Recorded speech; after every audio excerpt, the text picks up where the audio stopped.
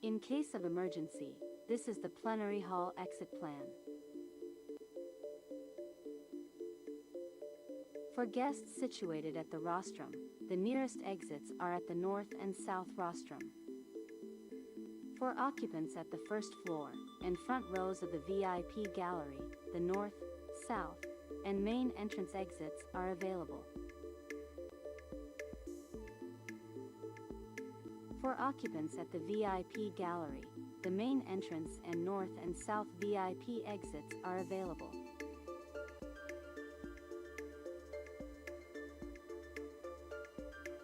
For occupants at the second floor gallery, there are exits available at both sides.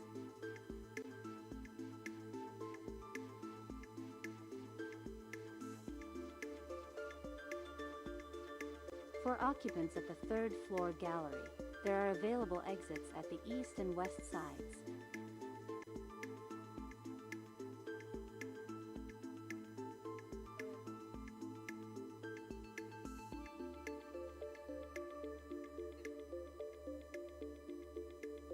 In case of emergency, this is the plenary hall exit plan. For guests situated at the rostrum, the nearest exits are at the north and south rostrum. For occupants at the first floor and front rows of the VIP gallery, the north, south, and main entrance exits are available. For occupants at the VIP gallery, the main entrance and north and south VIP exits are available.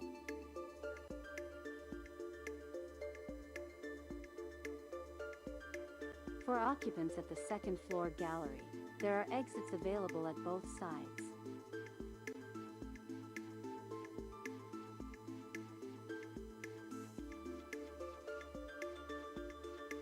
For occupants at the third floor gallery, there are available exits at the east and west sides.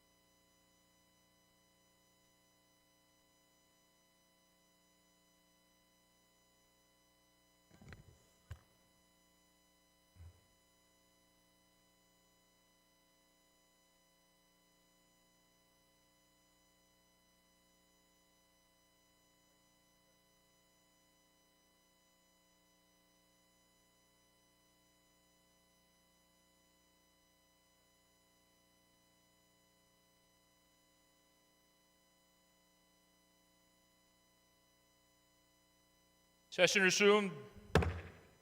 Mr. Speaker, Majority Leader, Mr. Speaker, I move to suspend for a few minutes. session suspended.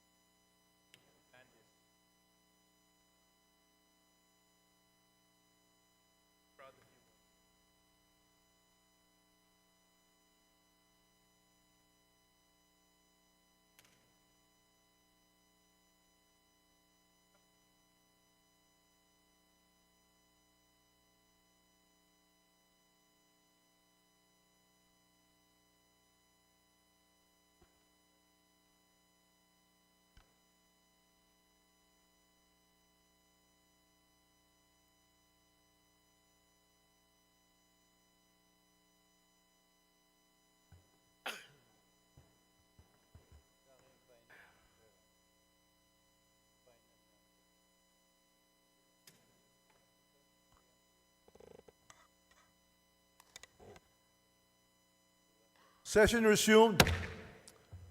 Majority Leader, Mr. Speaker, I move to take up additional reference of business. the Secretary General is directed to read the additional reference of business.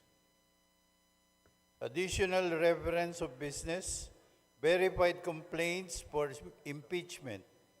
Impeachment complaint against Vice President Sara Z. Duterte filed by at least one-third of all the members of the House of Representatives on February 5, 2025. Impeachment complaint filed against Vice President Sara Z. Duterte filed by Teresita Quintos Deles, Father Flaviano, SBD Gary Alejano et al., and endorsed by Representative Percival B. Sendanya of the Akbayan Party List on December 2, 2024. Impeachment complaint filed against Vice President Sara Z. Duterte, filed by Teodoro Casino, Lisa Masa, Nery Colomares et al., and endorsed by Representatives Franz de Castro of the ACT Teacher Party List, Representative Arlene D. Brosas of the Gabriela Party List, and Representative Raul Daniel A. Manuel of the Kabataan Party List on December 4, 2024.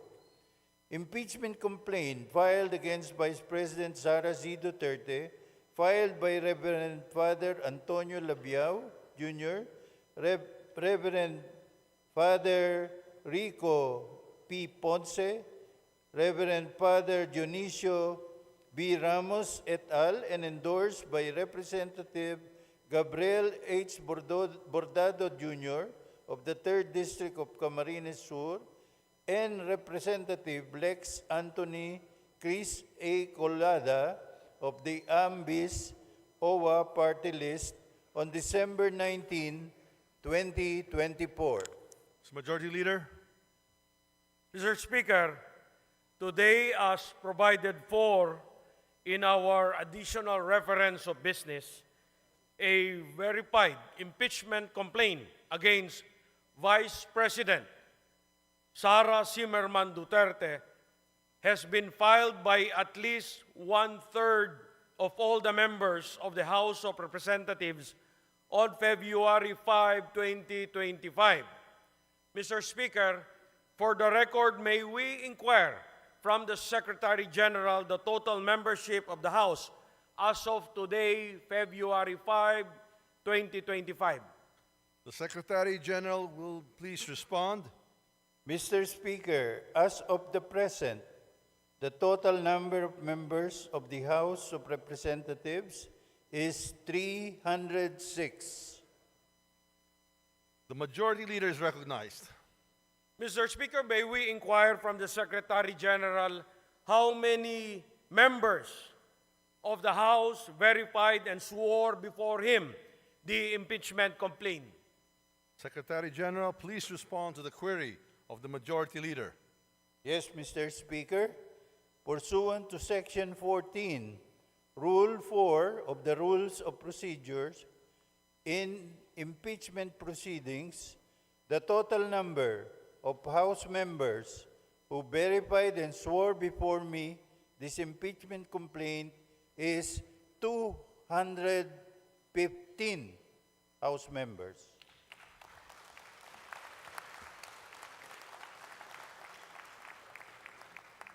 The Majority Leader is recognized.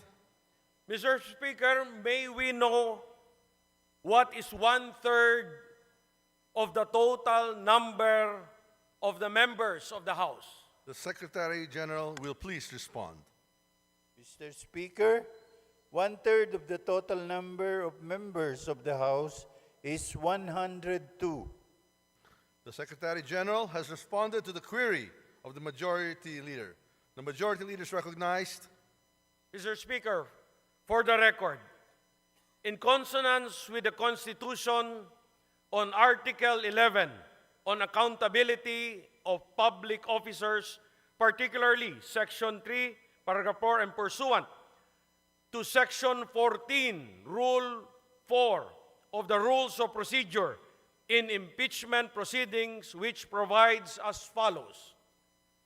Section 14, endorsement of the complaint resolution to the Senate. A verified complaint resolution of impeachment filed by at least 1/3 of all the members of the House shall constitute the articles of impeachment. And in this case, the verified complaint resolution shall be endorsed to the Senate in the same manner as an approved bill of the House. Considering that the Secretary General has certified that at least 215 members of the House of Representatives have verified and swore before him the said impeachment complaint against Vice President Sara Zimmerman Duterte, and consistent with our rules, I move that the Secretary General be directed immediately to endorse the same to the Senate. There is a motion to direct the Secretary General to immediately endorse to the Senate the impeachment complaint, having been filed by more than 1/3 of the membership of the House, or a total of 215 members. Is there any objection? The Chair hears none. The motion is approved. The Secretary General is so directed. The session is suspended.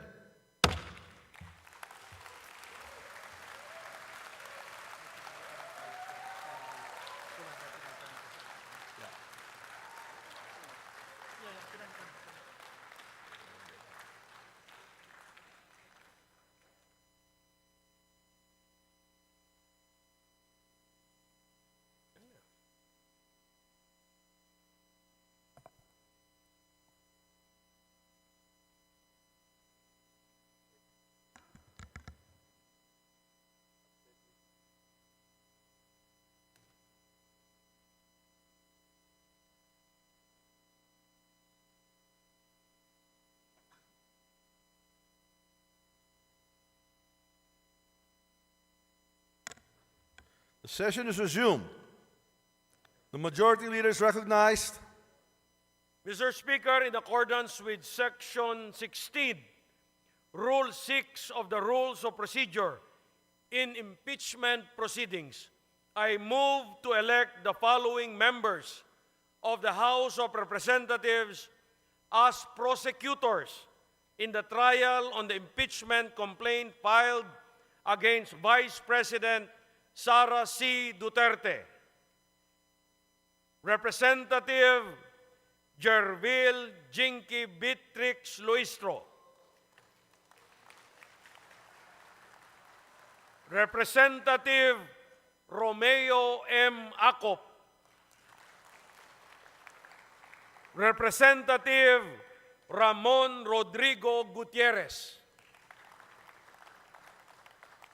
Representative Joel R. Chua.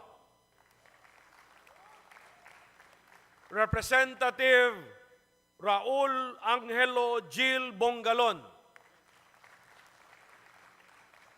Representative Loreto B. Acharon. Representative Marcelino C. Libanan. Representative Arnan C. Panaligan. Representative Isabel Maria Zamora. Representative Lawrence R. Defensor. And Representative Jonathan Keith T. Flores. I so move, Mr. Speaker. There is a motion to elect the aforementioned members as prosecutors in the trial of the impeachment complaint against Vice President Sara Z. Duterte. Is there any objection? The chair hears none. The motion is approved.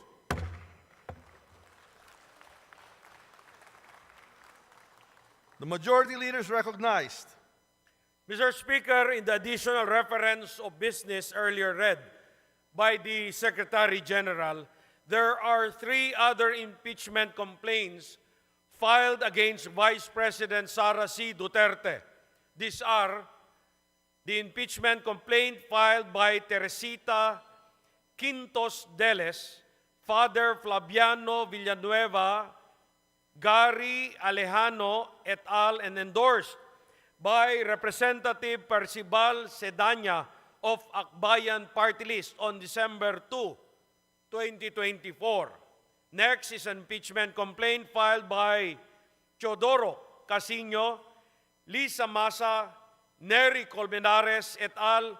And endorsed by Representative Franz L. Castro of ACT Teachers Party List, Representative Arlene Brosas of Gabriela Party List, and Representative Raul Daniel Manuel of Kabataan Party List on December 4, 2024.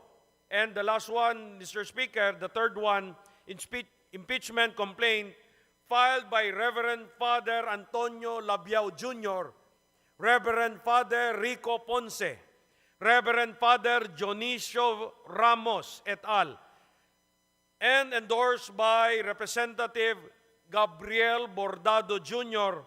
of the 3rd District of Camarines Sur, and Representative Lex Anthony Chris Colada of Aambis OWA Party List on December 19, 2024.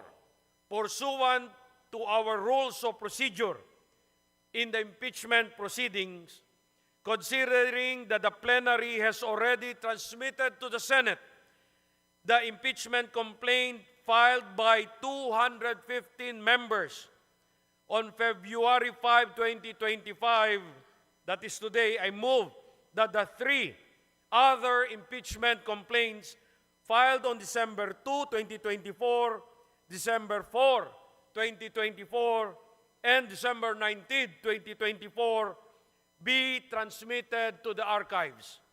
I so move, Mr. Speaker. There is a motion to transmit to the archives the aforementioned 3 impeachment complaints filed last December 2, 4, and 19, 2024. Is there any objection? The chair hears none. The motion is approved. These impeachment complaints are transmitted to the archives. Mr. Speaker, I move to suspend session for a few minutes. Session suspended.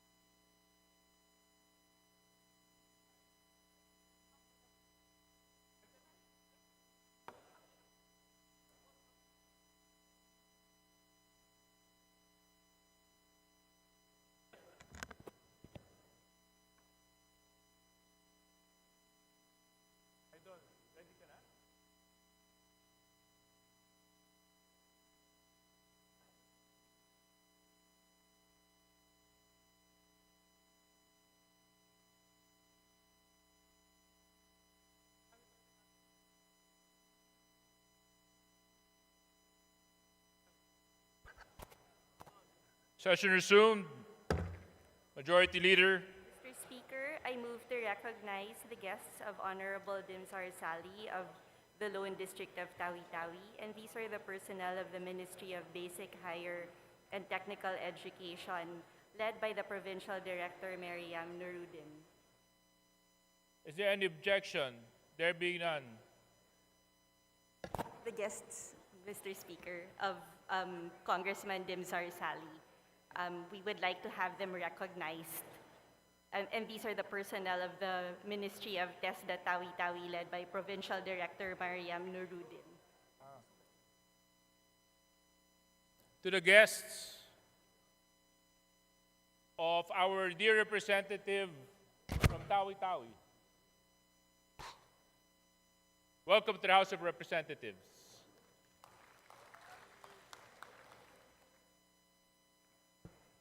Majority Leader. Mr. Speaker, under the calendar of business for the day, I move that we consider House Bill number 11354 under Committee Report 1365 submitted by the Committee on Justice. And for this purpose, may I request that the Office of the Secretary General be requested to read the title of the bill. Is there any objection? The chair hears none. The Secretary General is hereby directed to read the title of the said bill. House Bill number 11354, an act creating 2 additional branches of the Regional Trial Court and 5 additional branches of the Municipal Trial Court in cities in the 9th Judicial Region to be stationed in the province of Zamboanga del Norte and appropriating funds therefore, amending for the purpose sections 14J and 29 of Batas Pambansa Bilang 129, otherwise known as the Judiciary Organization Act of 1980 as amended. Majority Leader. Mr. Speaker, I move that we recognize the Honorable Juliet Maridilion Ferrer, the Committee Chair of the Committee on Justice, to begin sponsorship of the measure. The Honorable Congresswoman Juliet Ferrer, you are recognized for your sponsorship. You may proceed. Thank you, Mr. Speaker. Mr. Speaker, my dear colleagues, it is an honor to sponsor House Bill number 11354, contained in Committee Report number 1365, creating 2 additional branches of the Regional Trial Court and 5 additional branches of the Municipal Trial Court in cities in the 9th Judicial Region to be stationed in the province of Zamboanga del Norte, and appropriating funds therefore, amending for the purpose sections 14(1) and 29 of Batas Pambansa 129, otherwise known as the Judiciary Reorganization Act of 1980 as amended, as principally authored by Representative Glona S. Labad-Labad. Mr. Speaker, I move that the explanatory note of House Bill number 11354 be adopted as a sponsorship speech for the same measure. Majority Leader. Mr. Speaker, there being no interpolator on the said measure, I move that we terminate the period of sponsorship. There being no interpolators for the said House bill, there's a motion to close the period of interpolation. Any objection? There being none, motion's approved. Majority Leader. Mr. Speaker, I move that we open the period of amendments. There's a motion to open the period of amendments. Any objection? Chair hears none. Motion's approved. Majority Leader. Mr. Speaker, there being no committee nor individual amendment, I move that we close the period of amendment. There's a motion to close the period of amendments, there being no committee or individual proposed amendments. Any objection? The chair hears none. Motion's approved. Majority Leader. Mr. Speaker, I move that we vote on second reading House Bill number 11354. I so move, Mr. Speaker. There's a motion that we vote on second reading House Bill 11354. All those who are in favor, please say aye. Aye. All those who are against, please say nay. The ayes have it. House Bill 11354 is hereby approved in second reading. Congratulations. Majority Leader. Mr. Speaker, we'd like to recognize in the meantime the guests of Honorable Attorney Jervil Jinky Beatrix R. Luistro from the Municipality of Lobo.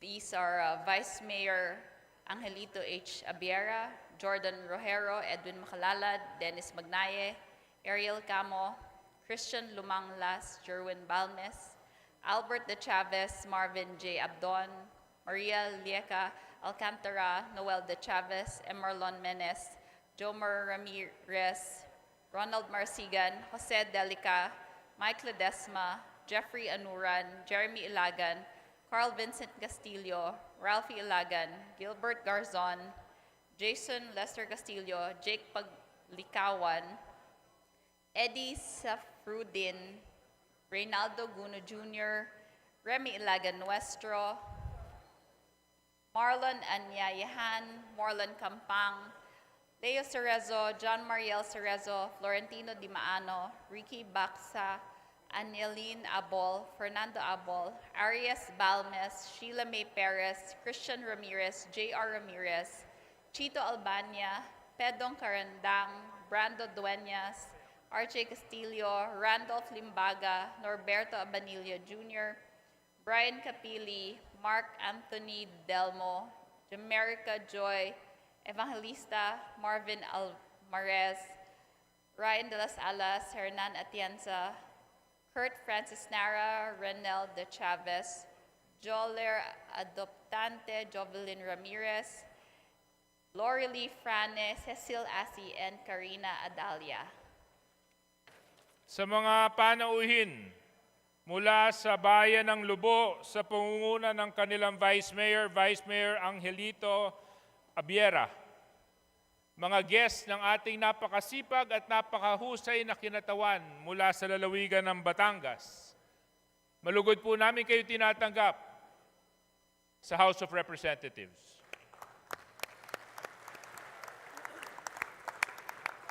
Majority Leader. Mr. Speaker, also under the calendar of business for the day, I move to take up House Bill number 11382 under Committee Report number 1392, and may we ask the Secretary General to read the title of the measure. Is there any objection? The Chair hears none. The Secretary General is hereby directed to read the title of the said House Bill. House Bill 11382, an act creating 2 additional branches of the Municipal Trial Court in cities in the 11th Judicial Region to be stationed in the city of Coronadal, province of South Cotabato, and appropriating funds therefore, amending for the purpose Section 29 of Batas Pambansa Bilang 129, otherwise known as the Judiciary Reorganization Act of 1980 as amended. Majority Leader. Mr. Speaker, we move to open the period of sponsorship and debate. Is there any objection? The Chair hears none. The period of sponsorship and debate is hereby open.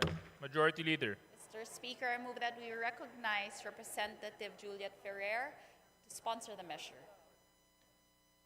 The Representative Juliet Ferrer, you may proceed for your sponsorship. Thank you, Mr. Speaker. Mr. Speaker, my esteemed colleagues, it is my honor to sponsor House Bill number 11382, contained in Committee Report 1392, principally authored by Representative Peter B. Miguel, creating 2 additional branches of the Municipal Trial Court in cities in the 11th Judicial Region to be stationed in the city of Coronadal, province of South Cotabato, and appropriating funds therefore, amending for the purpose Section 29 of Batas Pambansa 129, otherwise known as the Judiciary Reorganization Act of 1980 as amended. Mr. Speaker, I respectfully submit that the explanatory note of House Bill number 11382 to be adopted as a sponsorship speech for the said measure, Mr. Speaker. Majority Leader. Mr. Speaker, there being no interpellators, we move that we close the period of sponsorship and debate. There's a motion that we close the period of interpellation, there being no interpellators. Any objection? The Chair hears none. Motion's approved. Majority Leader. Mr. Speaker, I move that we open the period of amendments. There's a motion to open the period of amendments. Any objection? Chair hears none. Motion's approved. Majority Leader. Mr. Speaker, there being neither committee nor individual amendments, I move to close the period of amendments. There being no committee or individual amendments, there's a motion that we close the period of amendments. Any objection? The chair hears none. The motion's approved. Majority Leader. Mr. Speaker, I move that we vote on House Bill number 11382. There's a motion that we vote on House Bill 11382. All those who are in favor, please say aye. All those who are against, please say nay. The ayes have it. House Bill number 11382 is hereby approved in second reading. Congratulations. Majority Leader. Mr. Speaker, I move that we consider, under the calendar of business for the day, House Bill number 11384 as contained in Committee Report number 1393.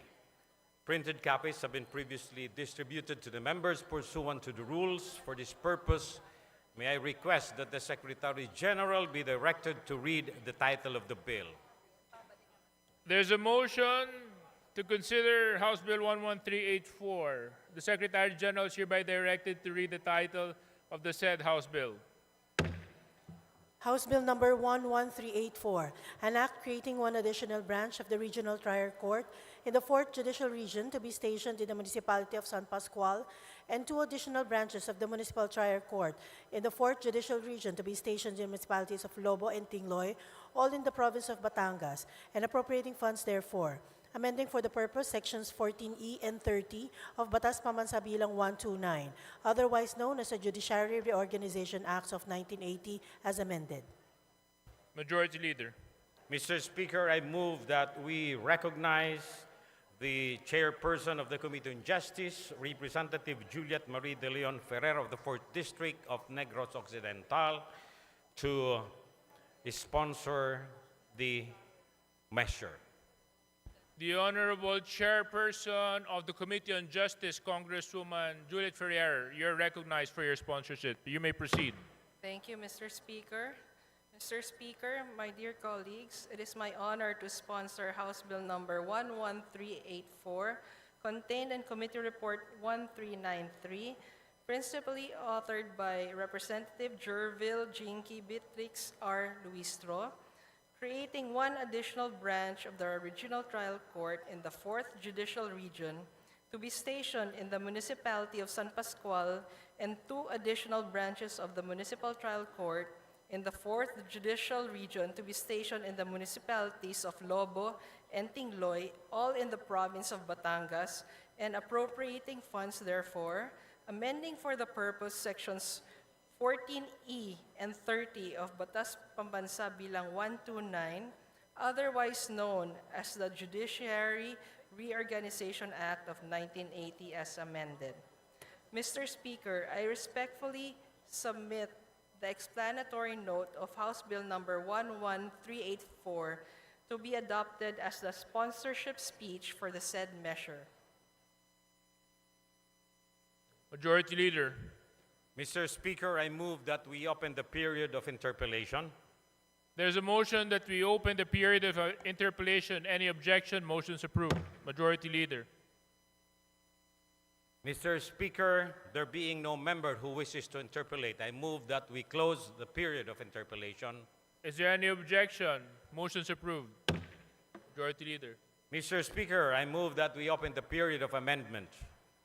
There's a motion that we open the period of amendments. Any objection? Chair hears none. Motion's approved. Majority Leader.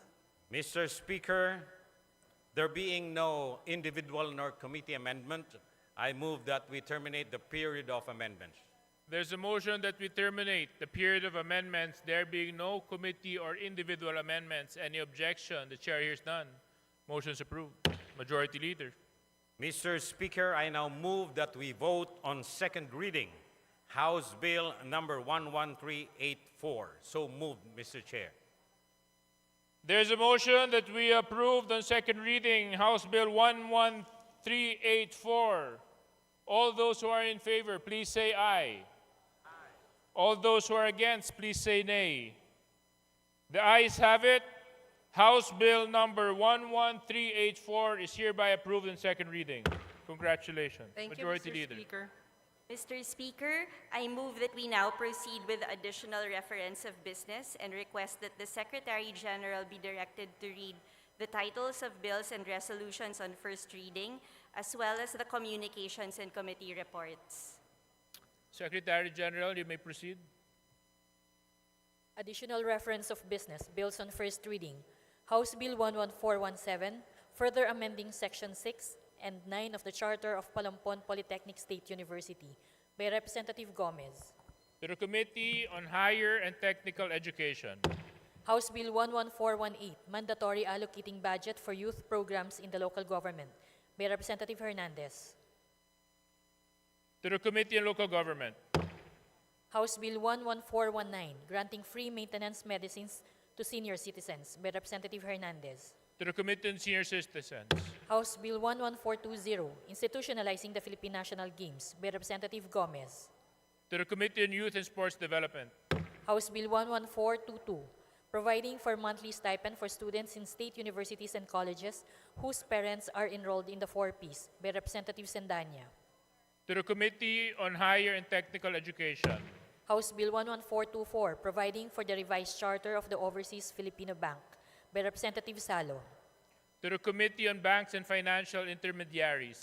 House Bill 11425, amending the Creating a People's Small-Scale Mining Program and for Other Purposes Act by Representative Yap Eric.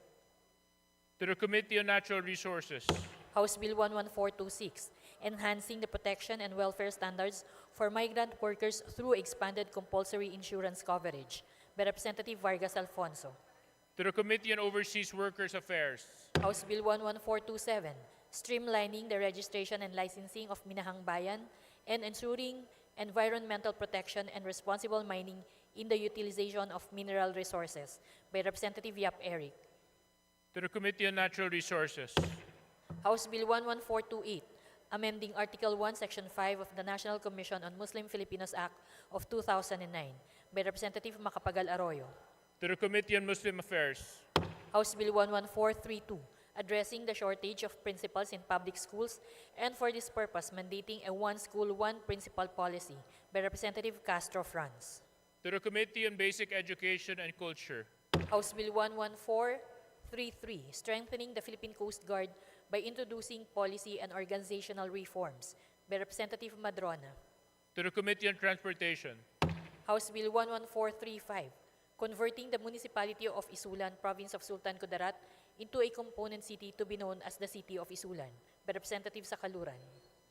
To the Committee on Local Government. House Bill 11436, naming the Cebu-Cordova Link Expressway to Raul V. Del Mar Bridge by Representative Del Mar. To the Committee on Public Works. Resolutions. House Resolution 2224, congratulating and commending Chino Tankoncian C. in the 51st All Japan Sambo Championships and Japan 2025 International Competition held in Tokyo, Japan in January 2025 and for bringing honor and pride to the country and the Filipino people by Representative Gomez. To the Committee on Youth and Sports Development. House Resolution 2225, urging the Committees on Agrarian Reform and Cooperatives Development to jointly conduct an investigation on the reported exploitation and violations committed by Agumil Philippines Incorporated against palm oil cooperatives and farmers in Palawan that resulted in heavy deaths and displacement from their own lands by Representative Brosas Castro Franz and Manuel. To the Committee on Rules. House Resolution 2226, urging the Executive Department through the DFA and the DOF to continue to participate actively at the United Nations Tax Convention negotiations from February 3 to 6, 2025, and to vote with all developing countries for the adoption of a comprehensive and progressive United Nations Tax Convention by Representative Sendanya. To the Committee on Foreign Affairs. House Resolution 2228, urging the Department of Labor and Employment, the Department of Migrant Workers, and the Department of Foreign Affairs to craft a comprehensive plan of action to address the impact of United States President Donald Trump's immigration policies on Filipino migrants in the United States by Representative Salo. To the Committee on Foreign Affairs. House Resolution 2229, calling the appropriate committee to conduct an inquiry into the alleged condominium oversupply in Metro Manila by Representative Copilar. To the Committee on Rules. Communications. Letters dated January 24, 2025 of the BSP Bank Officer 6, Office of the General Counsel and Legal Services, transmitting to the House of Representatives duly certified copies of certain BSP issuances. To the Committee on Banks and Financial Intermediaries. Committee reports. Committee Report 1414 submitted by the Committees on Social Services, Appropriations, and Committee on Ways and Means on House Bill 11423. Committee Report 1415 submitted by the Committees on Agriculture and Food and Appropriations on House Bill 11429. Committee Report numbers 1416 and 1418 submitted by the Committee on Youth and Sports Development on House Resolution 2227 and House Bill 11431. Committee Report 1417 submitted by the Committees on Disaster Resilience and Appropriations on House Bill 11430. Committee Report 1419 submitted by the Committees on Civil Service and Professional Regulation, Appropriations, and Ways and Means on House Bill 11434. Committee Report 1420 submitted by the Committee on Civil Service and Professional Regulation on House Bill 11437. Committee Report 1421 submitted by the Committee on Metro Manila Development on the Privileged Speech 00181. The aforementioned committee reports are all referred to the Committee on Rules. Majority Leader. Mr. Speaker, I move that we recognize the guests of Antonieta R. Udela from the 2nd District of Zamboanga, Sibugay. The following visitors: Aniseta Awit, Merlita Awit, Christine Irene Bulan, Plaridel Caparas, Joel Jeffrey Awit, and Caleb Bulan. To the guests of Congresswoman Antoinette Ate Tata Udela from Zamboanga, Sibugay, welcome to the House of Representatives. Majority Leader. Mr. Speaker, under the calendar of business for the day, I move that we consider House Bill number 11400 as contained in the Committee Report number 1405, and for this purpose, may I request the Secretary General to read the title of the bill. Is there any objection? The chair hears none. Motion is approved. The Secretary General is hereby directed to read the title of the said House Bill. House Bill 11400, an act expanding the coverage of the senior citizens' privileges and benefits, further amending Republic Act Number 7432 as amended, entitled, an act to maximize the contribution of senior citizens to nation building, grant benefits and special privileges, and for other purposes. Majority Leader. Mr. Speaker, I move that the chairperson of the Committee on Senior Citizens, Representative Rodolfo Ompong Ordanes, be recognized to begin his sponsorship of the measure. Is there any objection? The chair hears none. The chairperson on the Committee on Senior Citizen, Congressman Ompong Ordanes, you may now proceed for your sponsorship.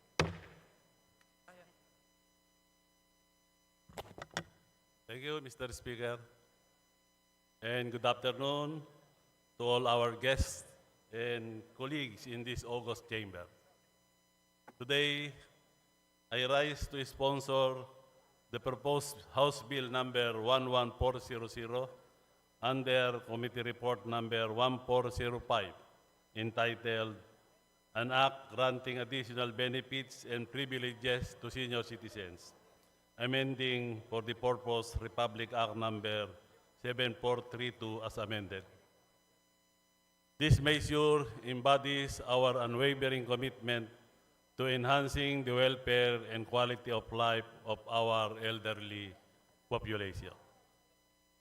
Ang ating mga senior citizens ay nag-alay ng dekada ng kanilang buhay para sa pagbuo at pag-unlad ng ating bansa. Kaya naman, tungkulin natin bilang isang lipunan na parangalan ang kanilang mga ambag sa pamamagitan ng pagsiguro na ang kanilang mga pangangailangan ay patuloy na natutugunan at ang kanilang mga karapatan ay napangangalagaan.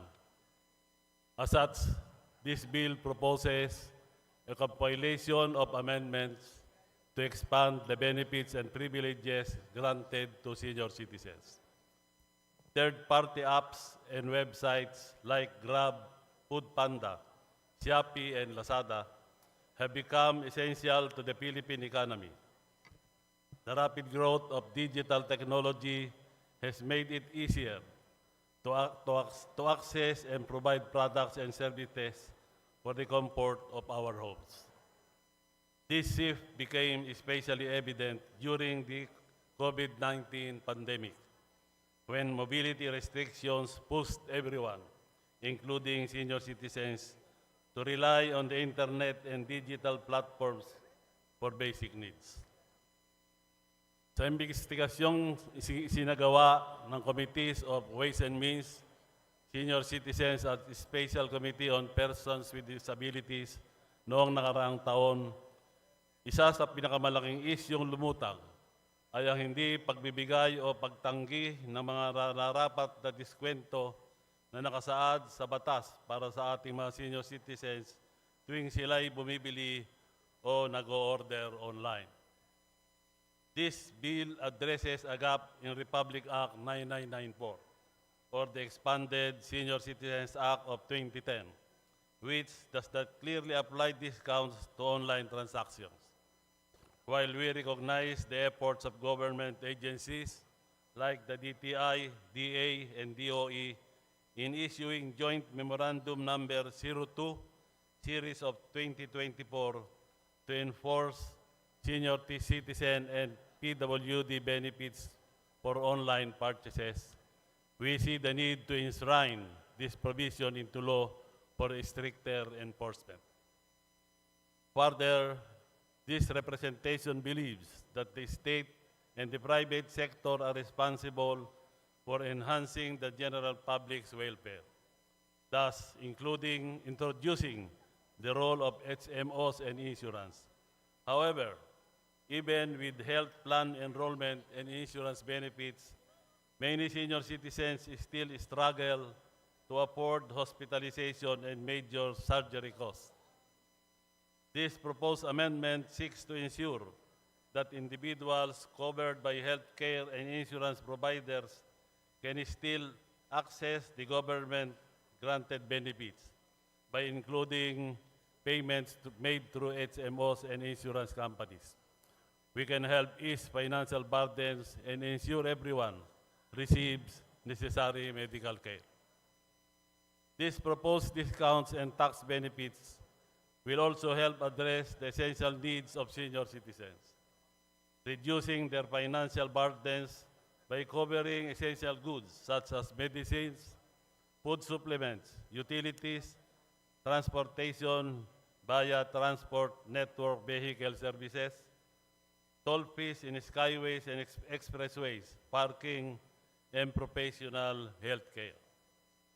The additional benefits including a 15% discount in electricity and water utilities, 8.5% special discounts on basic necessities, corresponding exemptions, and an increase in debt benefit assistance to 25,000 pesos.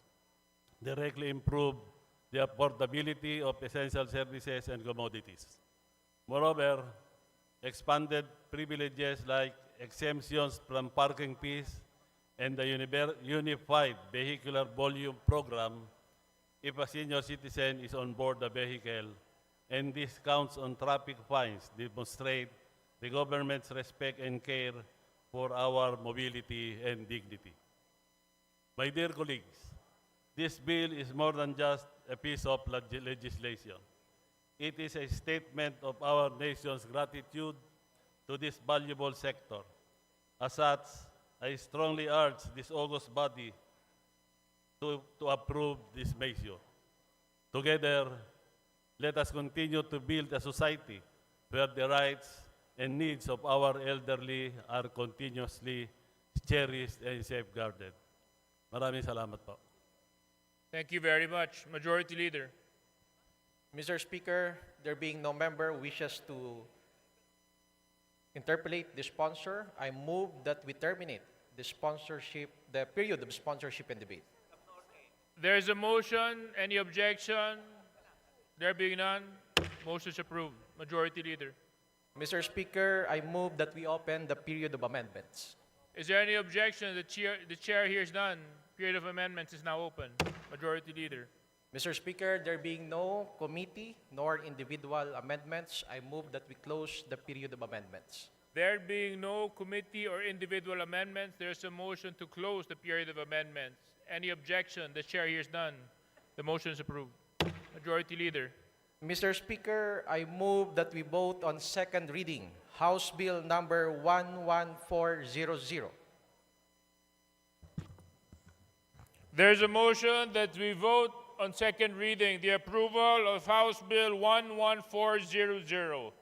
All those who are in favor, please say aye. Aye. All those who are against, please say nay. The ayes have it. House Bill number 11400 is hereby approved on second reading. Congratulations, Majority Leader. Mr. Speaker, we'd like to take up on second reading House Bill number 11359 and under Committee Report number 1373, and we would like to ask the Secretary General to read the title of the measure. There's a motion. Is there any objection? There being none. The Secretary General is hereby directed to read the title of the said House Bill. You may proceed. House Bill number 11359, an act providing for a comprehensive and responsive civil registration and vital statistics system. Majority Leader. Mr. Speaker, I move to open the period of sponsorship and debate. Is there any objection? The chair hears none. Motion is approved. Majority Leader. Mr. Speaker, I move to recognize Representative Angelica Natasha Ko of the party list BHW to sponsor the measure. Congresswoman Angelica Natasha Ko of the BHW party list, you're hereby recognized for your sponsorship. You may proceed. Thank you, Mr. Speaker. Honorable Speaker, distinguished colleagues, and fellow public servants, a pleasant day to all. On behalf of the chairperson of the Committee on Population and Family Relations, Representative Ian Paul D., it is with great honor and deep responsibility that I stand before you today to sponsor and strongly advocate for the immediate passage of House Bill number 11359 in substitution of House Bills numbered 4480, 8823, and 9572, entitled An Act Providing for a Comprehensive and Responsive Civil Registration and Vital Statistics System. This measure represents a long overdue and transformative reform as the country's civil registration system is a 1930s law. The current civil registration framework is governed by Act number 3753, also known as the Civil Registry Law of the Philippines, which was enacted into law on the 26th of November 1930. While we accept the importance of our old law, this proposed measure will ensure the accurate, effective, and inclusive documentation of vital events in the lives of all Filipinos. While Act number 3753 laid the foundation for civil registration, it is imperative to update and reform this almost century-old law to align our civil registry system with technological advancements, international best practices, and the evolving needs of governance. Honorable Speaker, the civil registration serves as the foundation of legal identity of every Filipino. A birth certificate is not merely a document. It is the key that unlocks fundamental rights and access to essential services such as education, healthcare, employment, social protection programs, and legal recognition. However, despite its undeniable importance, our current civil registration system remains burdened by systematic inefficiencies and challenges that undermine its effectiveness. Among these persistent issues are the fraudulent registrations of vital records uncovered during the Quad Committee deliberations, delays in birth registration, inaccessibility of civil registry services, in geographically isolated and remote areas. Data inconsistencies and data management issues stemming from the absence of a unified digital platform for securing and maintaining the vital records. The Philippine Civil Registry Act seeks to address these challenges and institutionalize a modern, efficient, and responsive civil registration system through the establishment of the Philippine Civil Registration Authority, a specialized and independent entity distinct from the PSA's census, demographic, and statistical functions mandated to administer and oversee the civil registration, promulgate and enforce policies, rules and regulations, establish and maintain the Philippine Civil Registry database, and ensure universal and accessible registration of vital records. The swift passage of the Philippine Civil Registry Act will bridge the inefficiencies in our civil registration system, ensuring that no Filipino is left undocumented and that every citizen has a legal identity and enhanced public service delivery. This will streamline processes with stronger data security and fraud prevention, improve coordination with national and local government units, and promote economic growth and global competitiveness. Honorable colleagues, this proposed legislation is not merely an administrative reform. It is a matter of social justice, governance, and national development. Delays in its passage mean continued inefficiencies, gaps in identity documentation, and lost opportunities for many Filipinos. I humbly call upon each of you to support the immediate passage of the Philippine Civil Registry Act. Let us act with resolve and urgency to institutionalize a modern, inclusive, efficient, and responsive civil registration system, one that serves not only the present generation, but also those to come. Thank you very much.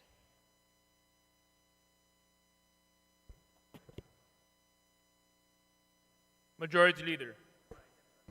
Mr. Speaker, there being no interpellators, I move to close the period of sponsorship and debate.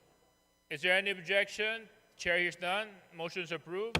Majority Leader. Mr. Speaker, I move to open the period of amendments. Is there any objection? Chair hears none. Period of amendments is now open. Majority Leader. Mr. Speaker, there being neither committee nor individual amendments, I move to close the period of amendments. There being no committee or individual amendments, there is a motion that we close the period of amendments. Any objection? The chair hears none. Motion is approved. Majority Leader. Mr. Speaker, I move to vote on second reading House Bill number 11359. There's a motion that we vote for approval on second reading House Bill number 11359. All those who are in favor, please say aye. All those who are against, please say nay. The ayes have it. House Bill number 11359 is hereby approved in second reading. Congratulations. Majority Leader. Mr. Speaker, pursuant to our rules governing inquiries in aid of legislation, I move to refer the speech of Representative Zia Alonto Adyong, delivered on January 27, 2025, to the Committee on Public Accounts. Is there any objection? Motion is hereby approved and referred to the Committee on Public Accounts. Majority Leader. Mr. Speaker, the House and the Senate have approved on third reading House Bill number 6557 and Senate Bill number 2838, respectively, providing for the Magna Carta of Barangay Health Workers.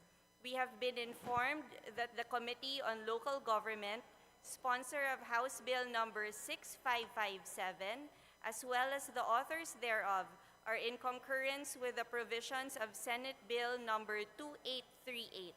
In accordance with our rules, I move to adopt Senate Bill number 2838 as an amendment to House Bill number 6557. There's a motion to adopt Senate Bill number 2838 as amended to House Bill number 6557. Is there any objection? The chair hears none. The motion is approved. Senate Bill number 2838 is adopted as an amendment to House Bill number 6557. Majority Leader. Mr. Speaker, the Senate passed with amendments House Bill number 10841, strengthening the Philippine Coast Guard by introducing policy and organizational reforms. We have been informed that the Committee on Transportation, the sponsor of the aforementioned House Bill, as well as the authors thereof, have no objections to the amendments of the Senate to the said measure. In accordance with our rules, I move to concur with the Senate amendments to House Bill number 10841. There is a motion to concur with the Senate amendments to the House Bill number 10841. Is there any objection? The chair is none. The motion is approved. Floor leader.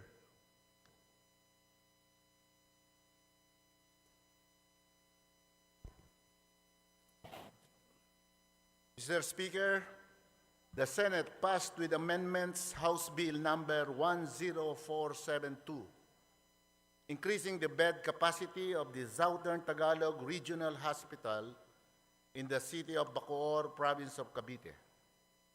We have been informed that the Committee on Health, sponsor of the aforementioned House Bill, as well as the authors, has no objections to the amendments of the Senate to the said measure.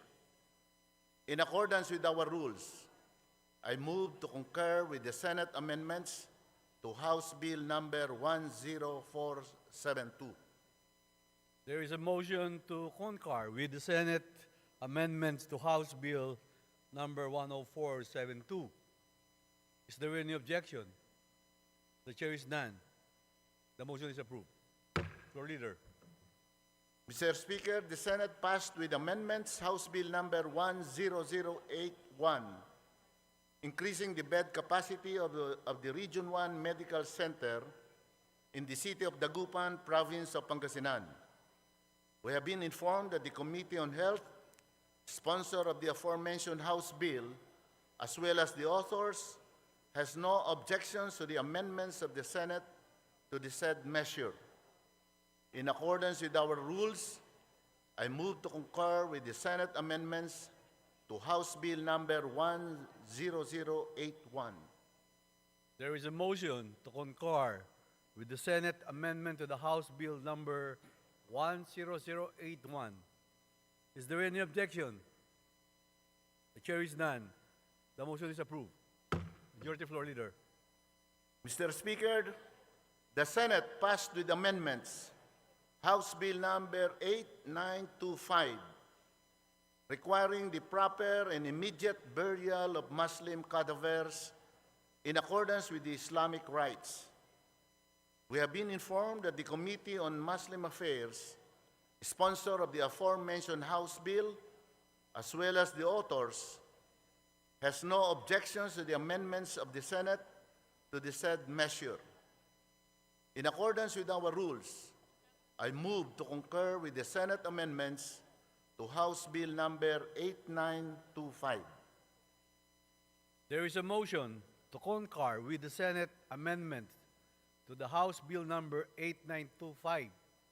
Is there any objection? The chair is none. The motion is approved. Majority Leader. Speaker, we move to suspend session for a few Session suspended.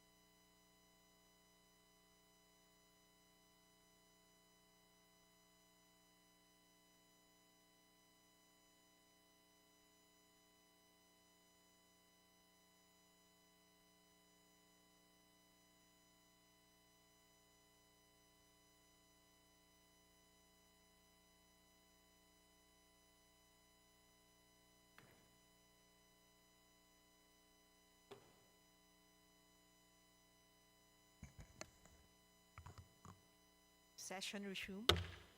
Majority Leader.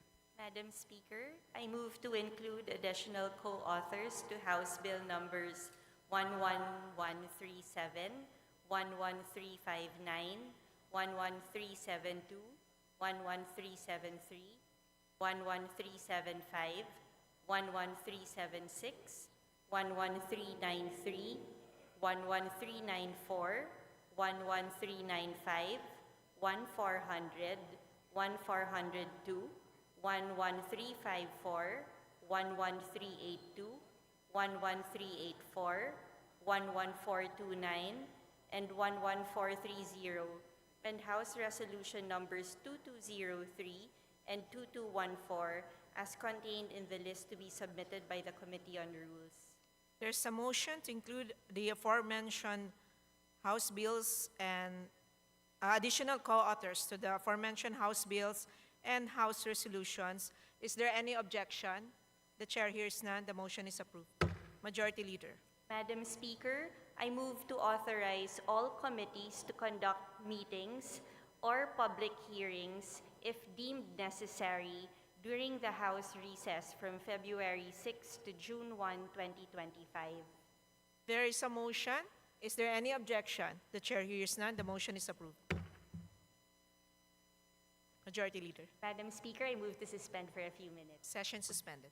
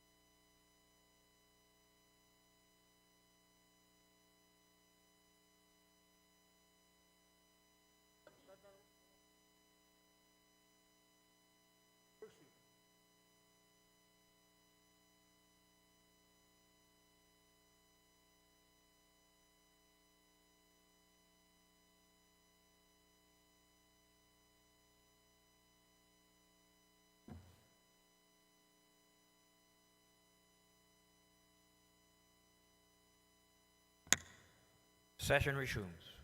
Majority Leader. Mr. Speaker, under the calendar of business for the day, I move that we consider House Bill number 11430 as contained in Committee Report number 1417, submitted by the Committee on Disaster Resilience. Copies of the bill have been previously distributed to the members, and may I request, therefore, that the Secretary General be directed to read the title of the bill without prejudice to its insertion into the records of the text thereof. Is there any objection? The Chair hears none. The motion is approved and the Secretary General is directed to read the title of House Bill 11430. House Bill 11430, an act institutionalizing a mechanism for the declaration of a state of imminent disaster, providing that the criteria for its declaration and lifting, enabling anticipatory measures, and providing funds therefor. Majority Leader. Mr. Speaker, I move that we recognize the Honorable Jose Manuel Alba from the 1st District of Bukidnon to sponsor the measure. The gentleman from the 1st District of Bukidnon, the Honorable Jose Manuel F. Alba, is recognized to sponsor the measure. Mr. Speaker, Majority Leader, fellow members, esteemed guests, good afternoon. It is my utmost honor to stand before this august body today to sponsor one of the results of the efforts of the Committee on Disaster Resilience and the swift actions of the government agencies who have contributed their essential inputs. This measure is very personal to me as one of the principal authors, the privilege and honor I share with the committee chairperson, Alan Ecleo. Set to become the first national legislation for anticipatory action worldwide, it will facilitate the movement of national and local resources to be used to act before a hazard strike. This legislation was inspired and brought about by the Philippines' vulnerability to natural disasters and the need to respond with urgency and efficiency every single time disaster threatens to strike. To quote the explanatory note of House Bill number 9935, which this representation filed on February 14 of 2024, this bill recognizes the need for a proactive approach to disaster risk management. It seeks to establish a systematic mechanism for declaring a state of imminent disaster. This mechanism will enable the government to anticipate and respond effectively to impending disasters, thereby minimizing their adverse impacts on vulnerable communities and enhancing the country's resilience to disasters. More specifically, the proposed measure also seeks to clarify and streamline the respective roles and responsibilities of government agencies, local government units, and other stakeholders in implementing anticipatory measures, mobilizing resources to address imminent disaster threats. The anticipatory action protocol under this bill, or the step-by-step implementation of anticipatory action based on the activation of predetermined triggers, aim to make sure all actions towards prevention, response, and recovery are done effectively and efficiently. The bill also aims to impress upon our responders and officials the no-regrets approach as a way to inspire a rather overachieving anticipation of danger and zealous prevention of damage to life and property. This measure augments and strengthens the policies and measures that have been put in place by RA number 10121, also known as the Philippine Disaster Risk Reduction and Management Act of 2010. In the time that the Committee on Disaster Resilience has dedicated to deliberating, discussing, and working on this measure, its importance to our national disaster resilience policies is emphasized. It is our fervent hope as proponents of this measure that the House stands by and with us in our goal of making our nation strong, not only after a disaster, but more so before. With the support and permission of this august body, the passage of this measure is hereby respectfully sought. Thank you, Mr. Speaker. Majority Leader. Mr. Speaker, I move that we recognize the Representative Raul Daniel Manuel of Kabataan Party List for his interpellation. The gentleman from the Kabataan Party List, the Honorable Raul Manuel, is recognized for his interpellation. Thank you, Mr. Speaker. Well, the sponsor yield to just a few questions about this bill. It would be an honor to respond to the questions of the Honorable Manuel of Kabataan Party List. Salamat, Mr. Speaker.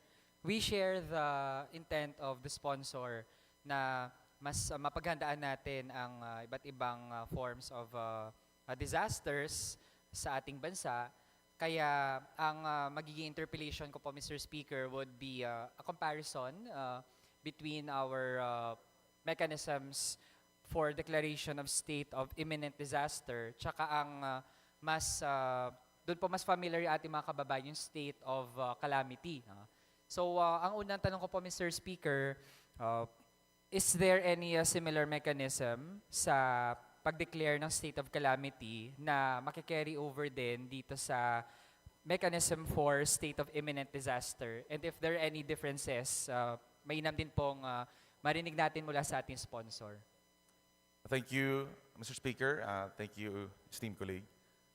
The most glaring difference between our existing declaration of state calamity and this particular measure is that the declaration of the state of calamity is actual after the fact, no? After the disaster occurs, then the government can now declare the state of calamity. It is actually a reactive measure that the government institution actually take right after a disaster strikes. No? In this particular measure, Honorable Speaker, my dear colleagues, this is a proactive response to an impending disaster. With the aid of science and technology, we can now determine with almost certainty the strength of a particular typhoon, the wind speed, the potential damage. All are actually made available to us with the different government agencies, especially PAG-ASA and DOST. So the idea is, what can we do knowing that this typhoon, whatever category it may be, knowing that this is actually bound to happen, what can we do to lessen the damage to our to life and property?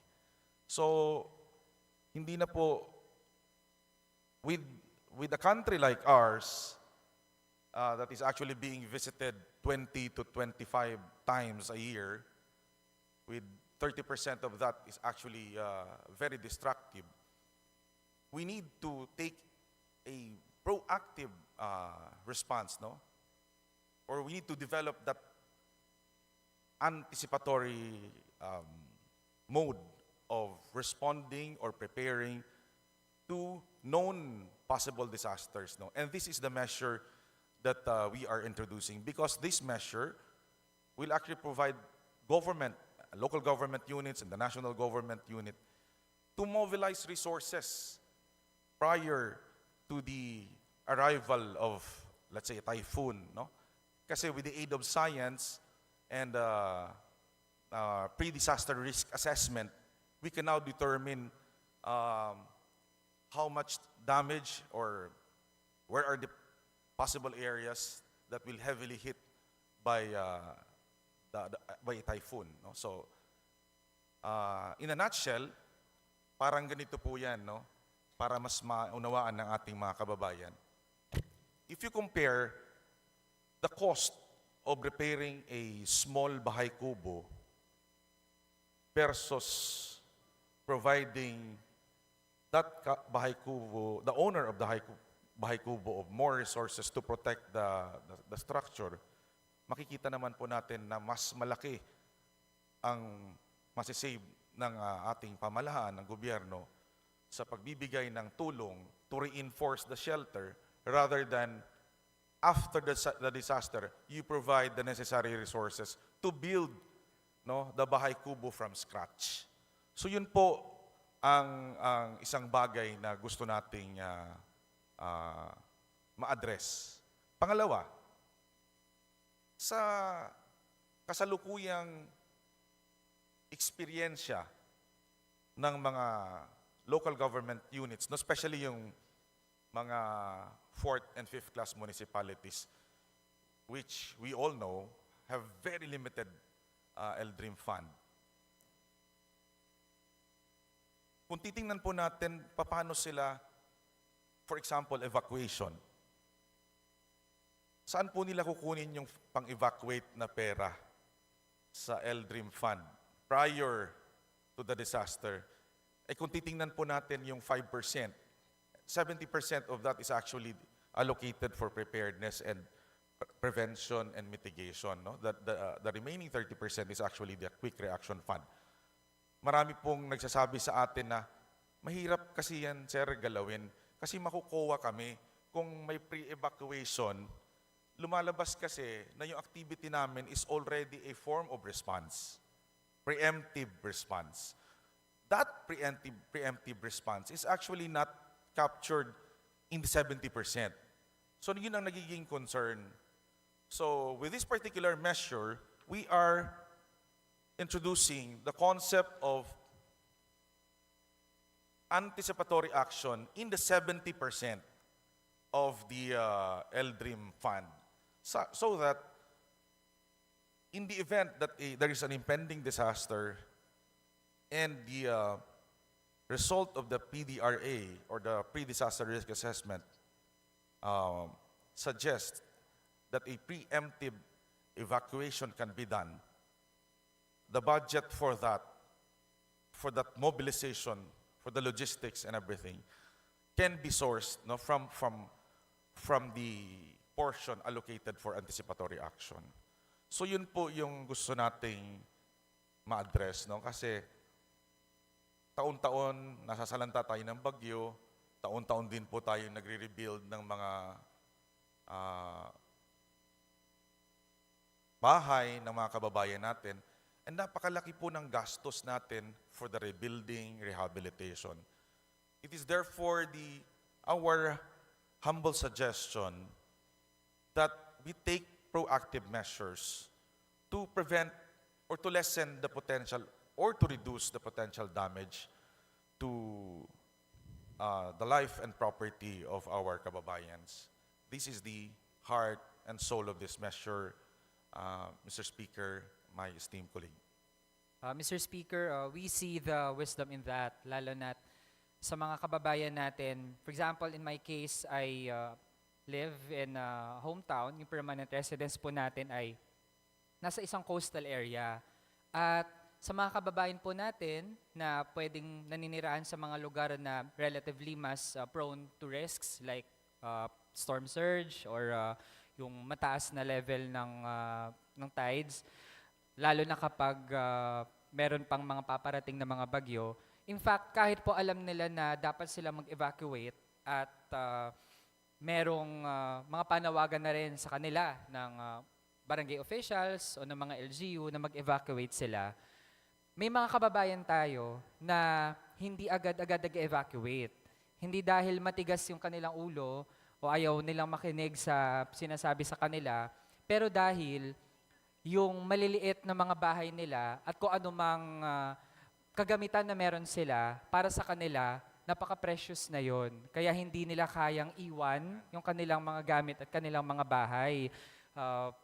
Kaya may mga kababayan tayo na mas pinipili na medyo patagalin muna yung pagstay sa kanilang mga bahay, tapos kapag lalong lumala na talaga sa kanila sila mag-evacuate, pero given the choice, ayaw nilang iwan yung kanilang residence. Kaya kapag meron tayong ganitong state of imminent disaster, may declaration, tapos makakapag-mobilize ng pondo, then, of course, along with proper implementation, ito ay posibleng maging mainam na tulong sa ating mga kababayan. Kaya ang next na tanong ko, Mr. Speaker, is regarding the funding. Since based on what was mentioned by our sponsor, ay pareho pa rin ang fund source. It's the local DRRM fund. Tapos maging sa national agencies po natin, ang National DRRM Fund or Calamity Fund. Pero mas pinalawig natin ang scope ng pwedeng purposes para matap ang mga pondo na ito. So, our question, Mr. Speaker, kasi kapag may state of imminent disaster, ibig sabihin naghahanda pa lang tayo. Pero kapag nangyari na, di ba, magta-transition na tayo sa state of calamity. So, paano, o ano ang magiging papel ng mga agencies natin, LGU man or national, para matiyak natin na walang malalang overlap doon sa period na merong state of imminent disaster at may state of calamity? Okay, thank you for that question, Honorable Speaker, my esteemed colleague.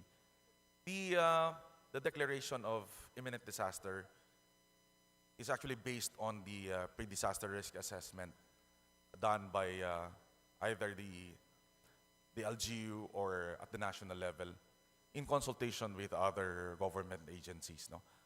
And as we all know, the mobilization happens before the disaster strikes, no? Assuming that this particular measure is approved.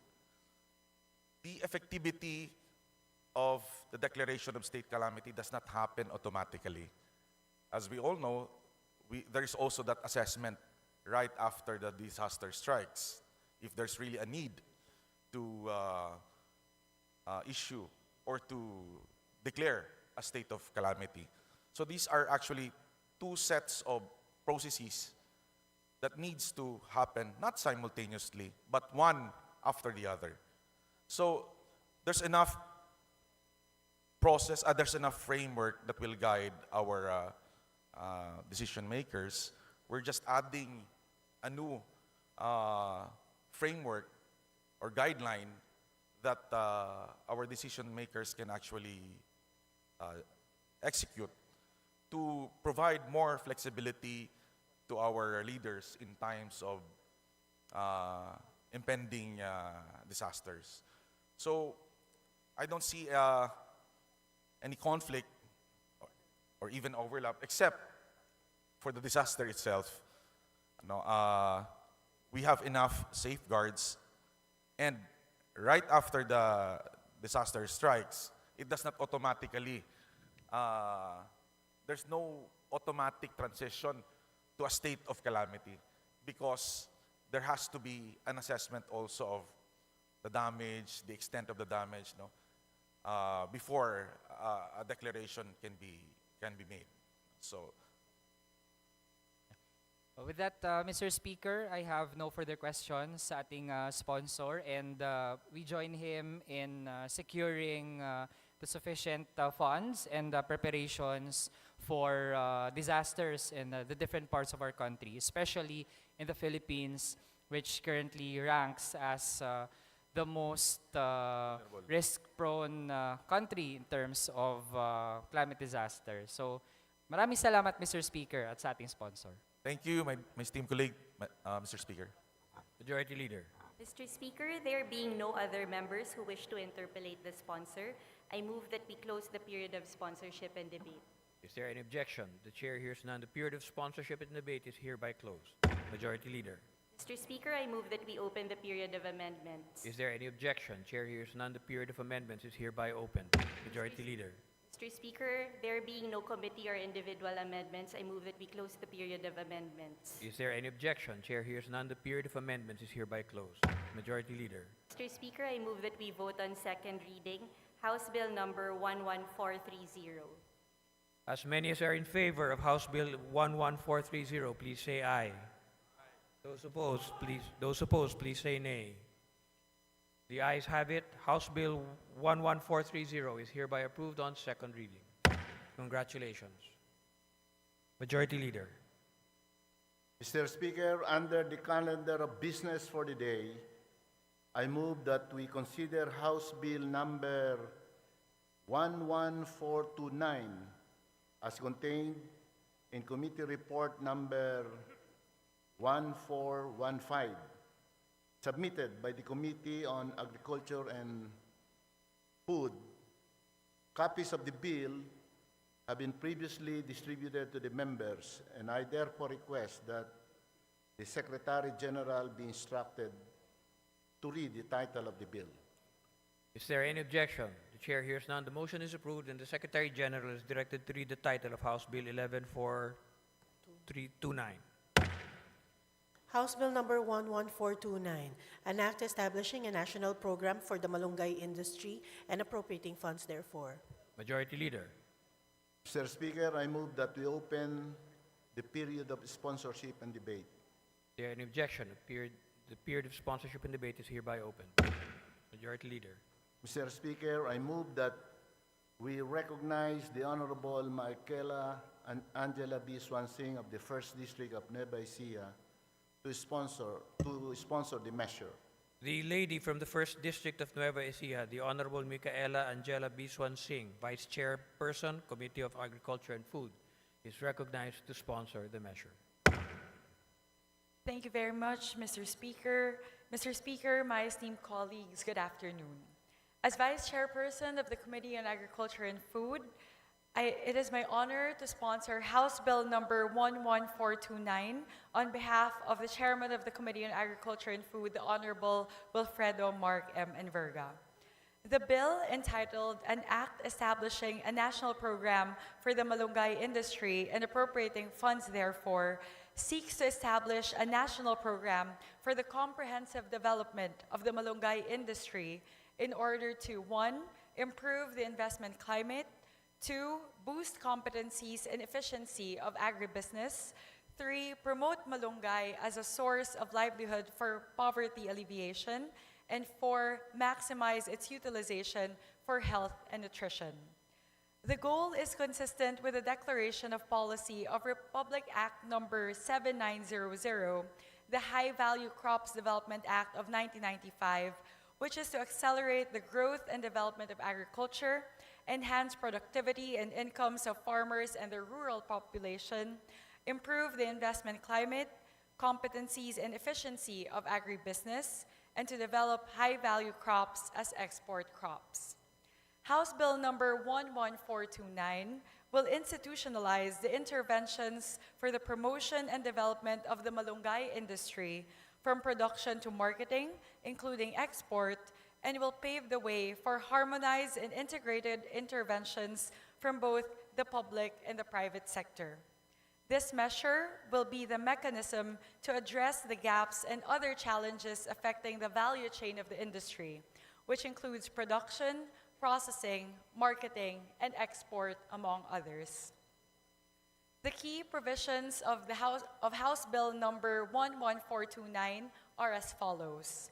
First, it creates the Malunggay Industry Development Committee to be chaired by the Secretary of the Department of Agriculture and shall coordinate with various organizations to organize the moringa producers, processors, input producers and suppliers, domestic and international marketers, traders, as well as allied and related industries into an umbrella organization. Second, it defines the roles of various government agencies to ensure the effective implementation of this act. Third, it formulates a 5-year framework for development which shall serve as a guide in the formulation and implementation of plans, programs, and projects for the advancement of the industry. And finally, it formulates the Malunggay Industry Roadmap where all Malunggay stakeholders shall be involved. With this, Mr. Speaker, in view of the foregoing, the Committee on Agriculture and Food, humbly seeks the support of our esteemed colleagues for the passage of this measure. Thank you very much, Mr. Speaker. Majority Leader. Mr. Speaker, there being no interpolator, I move that we close the period of sponsorship and debate. Is there any objection? The chair hears none. The motion is approved and the period of sponsorship and debate is hereby closed. Majority Leader. Mr. Speaker, I move that we open the period of amendment. Is there any objection? Chair hears none. The period of amendments is hereby opened. Majority Leader. Mr. Speaker, there being no committee amendment nor individual amendment, I move that we close the period of amendment. Is there any objection? Chair hears none. The period of amendments is hereby closed. Majority Leader. Mr. Speaker, I move that we vote on second reading House Bill number 11429. As many as are in favor of House Bill 11429, please say aye. Aye. Those opposed, please say nay. The ayes have it. House Bill 11429 is hereby approved on second reading. Congratulations. Majority Leader. Mr. Speaker, may I request that the guests of the Honorable Zia Adyong be recognized, and these are the officers of the Development Bank of the Philippines, led by President and CEO Michael De Jesus, Senior Vice President Catherine Magana, Senior Vice President Caroline Olfindo, Senior Vice President Soray Adyong, First Vice President Cristina Malab, Vice President Jose Maria Villarreal, Senior Assistant Vice President Luisa Aguirre Pangilinan, Senior Assistant Vice President Leopoldo Resmundo, Ms. Angela Nina Zano, and Mr. Louis Hitosis. We welcome the guests of the Honorable Zia Alonta Adyong of the 1st District of Lanao del Sur. They are guests from the officers of the Development Bank of the Philippines, led by President and CEO, my friend Michael De Jesus. Thank you for your visit. Welcome to the House of Representatives. Mabuhay po kayo. Majority Leader. Mr. Speaker, we are in receipt of the Conference Committee report of the disagreeing provisions of House Bill number 11144 and Senate Bill number 2942, resetting the first regular elections in the Bangsamoro region in Muslim Mindanao. Mr. Speaker, in accordance with our rules, I move to ratify the said Conference Committee report. There is a motion to ratify the said Conference Committee report. Is there any objection? The chair hears none. The motion is approved and the said Conference Committee report is hereby ratified. Majority Leader. Mr. Speaker, I move to recognize the Honorable Zia Adyong for his manifestation. The Honorable Zia Alonto Adyong is recognized for his manifestation. Thank you, Mr. Speaker. Thank you, Majority Leader. Bismillahirrahmanirrahim. Mr. Speaker, I extend my deepest gratitude to my colleagues in both the Senate and the House of Representatives for their dedication and commitment to ensuring a smooth and stable transition for the Bangsamoro Autonomous Region in Muslim Mindanao. Mr. Speaker, the ratification of the bicameral conference, which we did earlier today, on resetting the parliamentary elections, reflects our collective effort to safeguard the progress we have made in building the region's institution.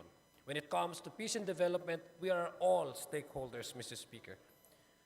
Throughout the House deliberations and the bicameral conference, we made it a point to underscore the critical importance of the President's power to appoint, as reflected, Mr. Speaker, in our own House bill version, giving primacy and credence primarily to the constitutional mandate and authority by the sitting President to appoint these officers, as referenced under Section 16, Article 7 of the 1987 Philippine Constitution. This power is not only necessary, Mr. Speaker, to maintain governance continuity, but also ensures that the leadership in the region remains aligned with the principles of inclusivity, efficiency, and accountability while it is still under transition period.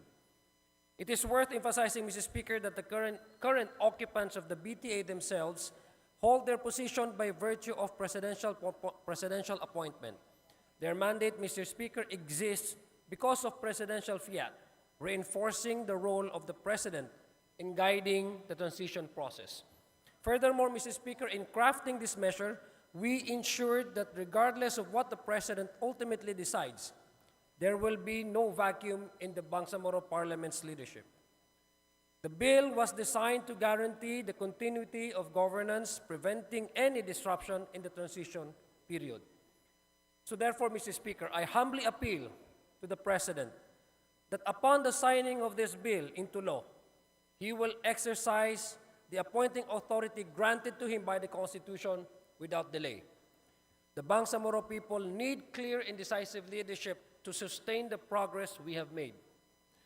The President's swift action will provide the Bangsamoro Autonomous Region in Muslim Mindanao, while still under transition period, the mandate and the stability it needs to necessarily govern effectively and fulfill the aspiration of a fully autonomous regional government.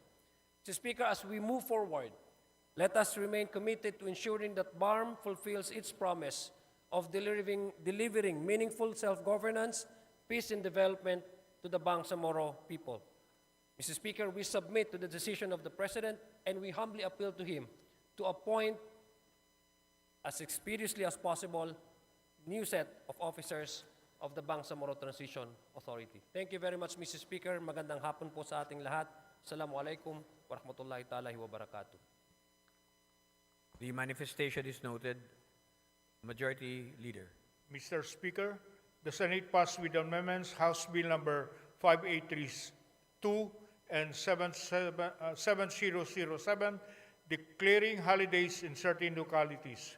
We have been informed that the Committee on Local Government sponsored the aforementioned House bills, as well as the authors have no objection to the amendments of the Senate to the said measures.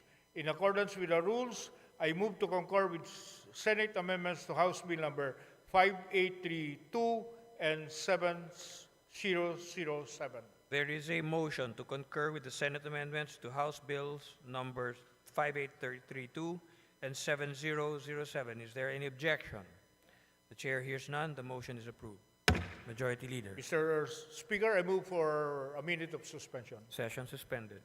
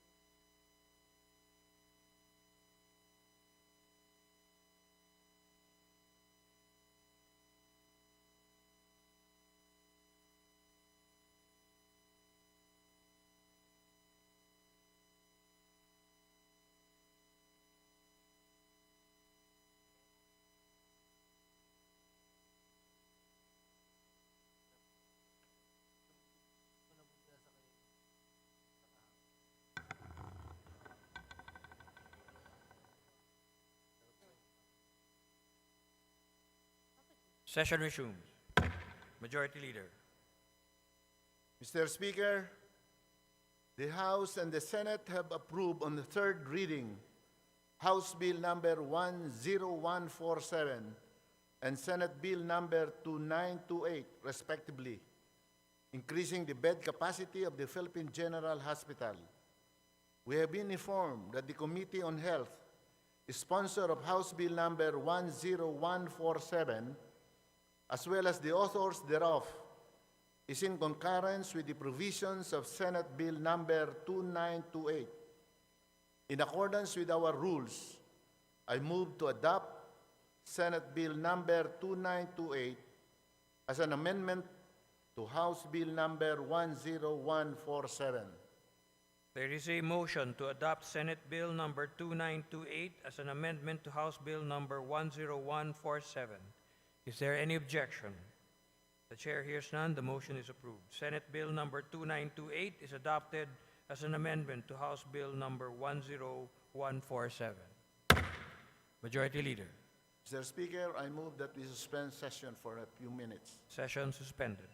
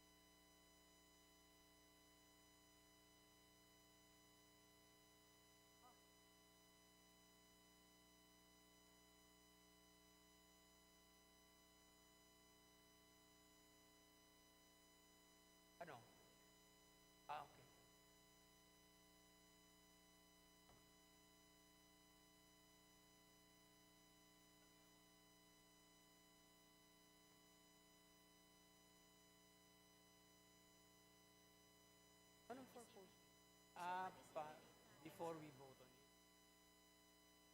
Pero is there any objection? Tawagin mo nga.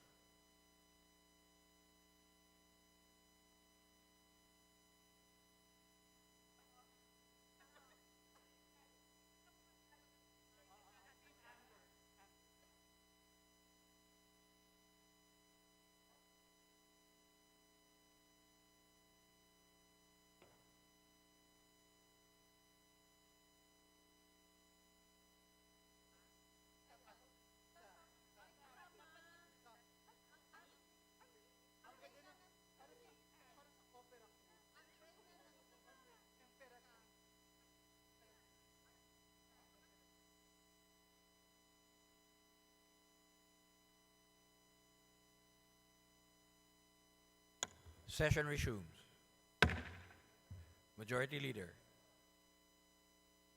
Mr. Speaker, we are in receipt of the Conference Committee report on the disagreeing provisions of House Bill number 11230 and Senate Bill number 2804, providing for a new charter of the Development Bank of the Philippines. Mr. Speaker, in accordance with our rules, I move to ratify the said Conference Committee report. There is a motion to ratify the said conference report. All those in favor of the conference committee report, please say aye. Those opposed, please say nay. The ayes have it. The said conference committee report is hereby ratified.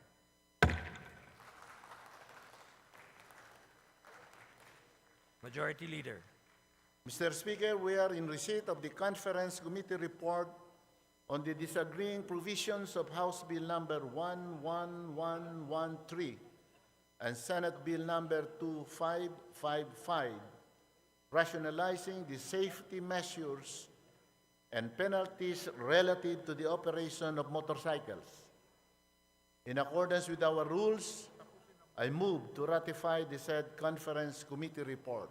There is a motion to ratify the said conference committee report. All those in favor of the conference committee report, please say aye. Those opposed, please say nay. The ayes have it. The said conference committee report is hereby ratified. Majority Leader. Mr. Speaker, I move to designate the following members of the conference committee on the disagreeing provisions of House Bill number 11355 and Senate Bill number 2558, enhancing animal industry development and competitiveness, strengthening the Bureau of Animal Industry, and creating for the purpose an Animal Competitiveness Enhancement Fund, namely Representative Wilfredo Mark M. Enverga, Representative Joey Sarte Salceda, Representative Stella Luz Kimbo, Representative Nicanor M. Briones, Representative Robert Raymond Estrella, Representative Yevgeny Vincente Emano, Representative Arnan C. Panaligan, Representative Ambrosio Cruz Jr.,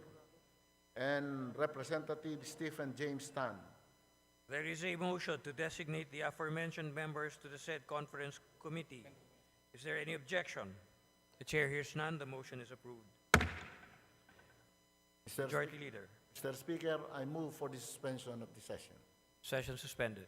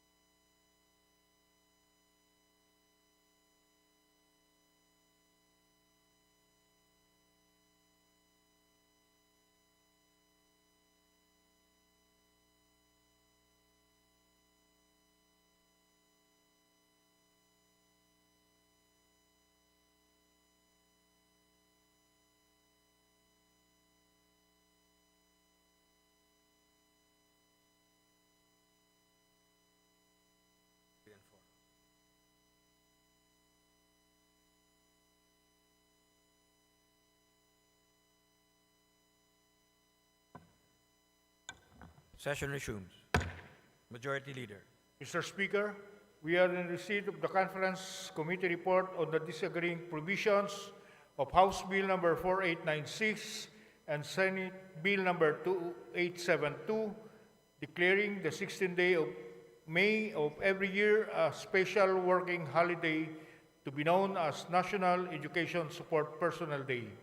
Mr. Speaker, in accordance with the rules, I move to ratify the said Conference Committee report. There is a motion to ratify the said Conference Committee report. All those in favor of the Conference Committee report, please say aye. Those opposed, please say nay. The ayes have it. The said Conference Committee report is ratified.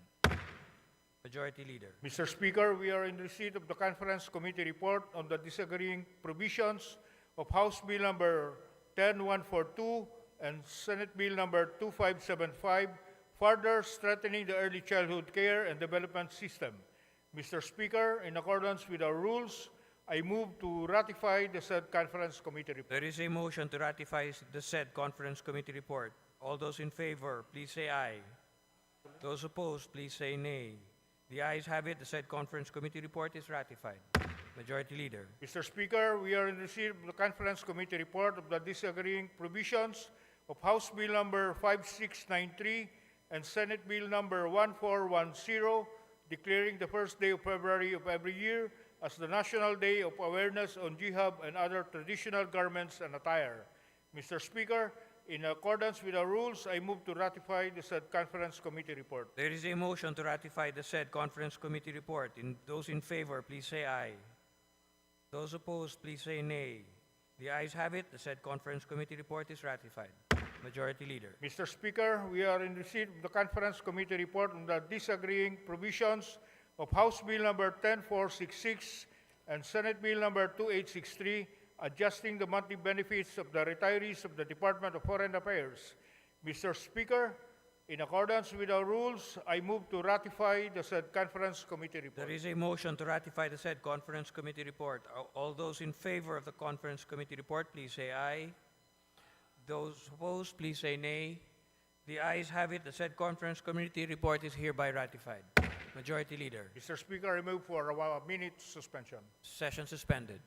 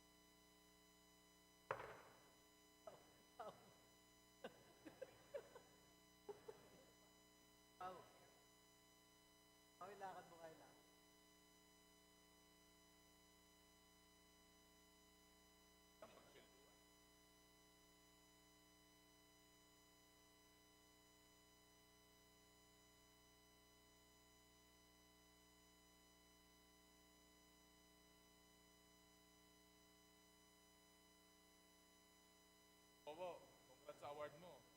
Mark.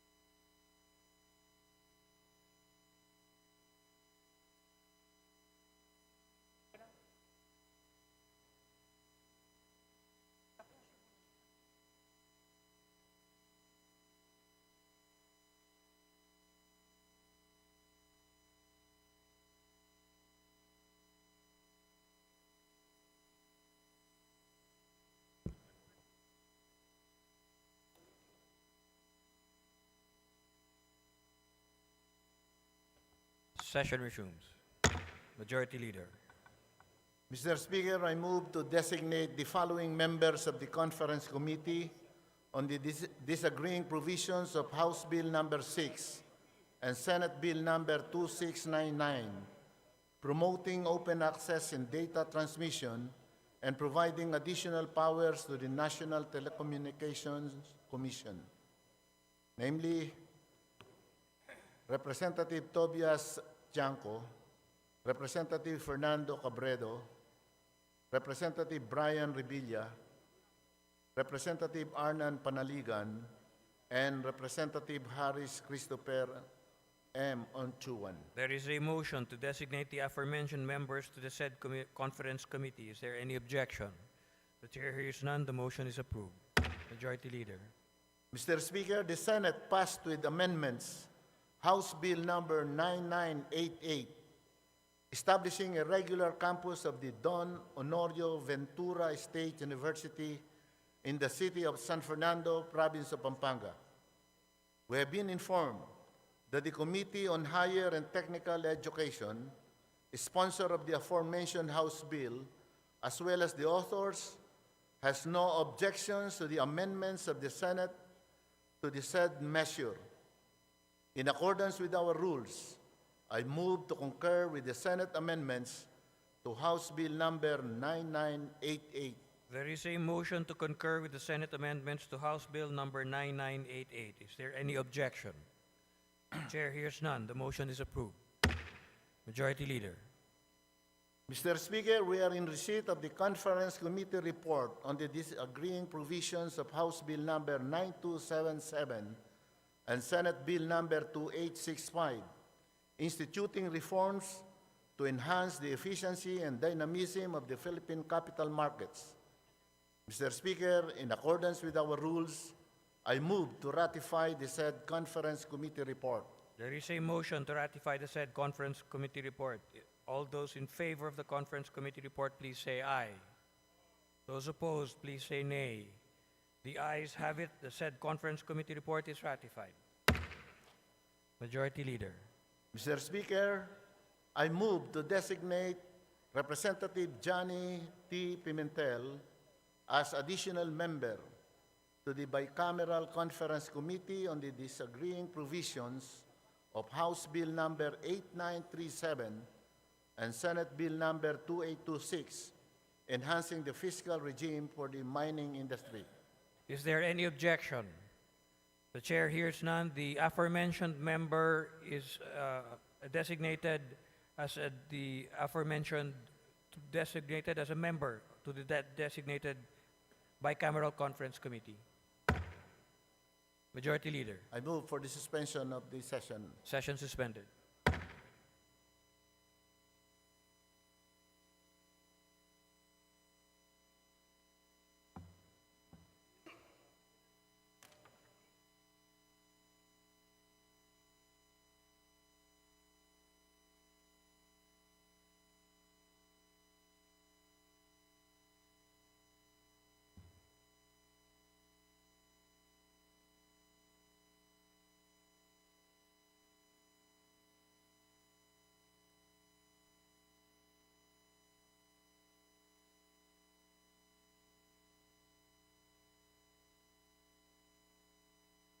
Done.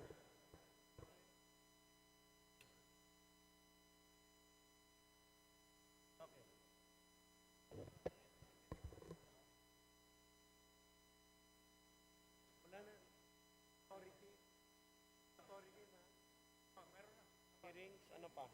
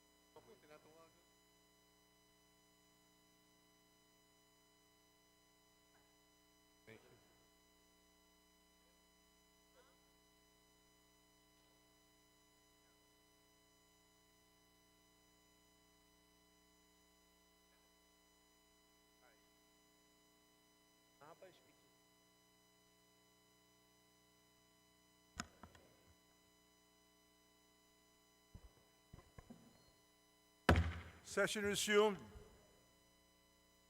Majority Leader. our esteemed colleagues, the Honorable Speaker, Ferdinand Martin G. Romualdez, will address the body.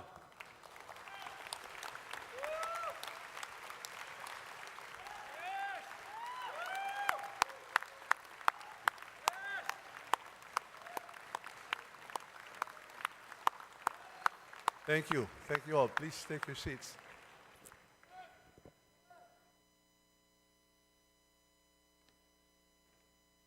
My esteemed colleagues, leaders of the majority and minority, honored guests, ladies and gentlemen, as we bring this session to a close, I stand before you deeply honored, yet profoundly humbled, to have served as your speaker in this transformative era for our nation. The privilege of leading this distinguished assembly is not mine alone. It belongs to each of you who have upheld the spirit of democracy and the duty of public service with unwavering resolve.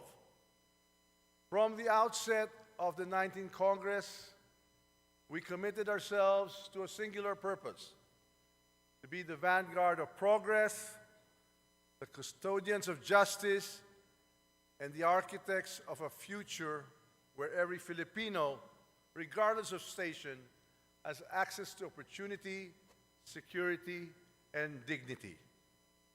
We have not wavered. We have not faltered. Together, we have rewritten what is possible.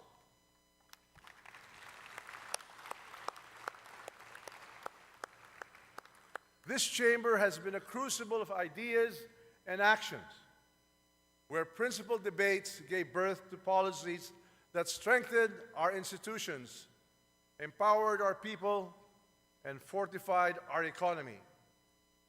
We have enacted reforms that resonate beyond the walls of Congress, reforms that will be felt in the homes of the ordinary Filipino, in the aspirations of the working class, in the dreams of the youth, and in the resolve of the underserved.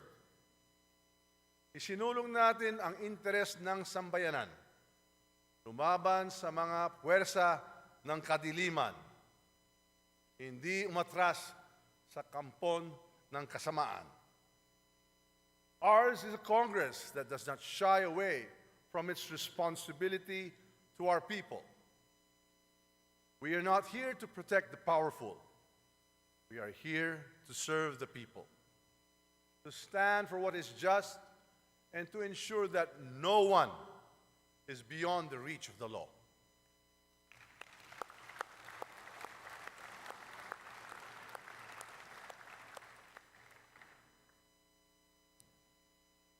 We have exercised our oversight functions with boldness and resolve, exposing inefficiencies, dismantling injustices, and holding accountable those who betray the public trust. No institution is greater than the Republic. No ambition is above the Constitution. And no one, no matter how powerful, is immune from the will of the people.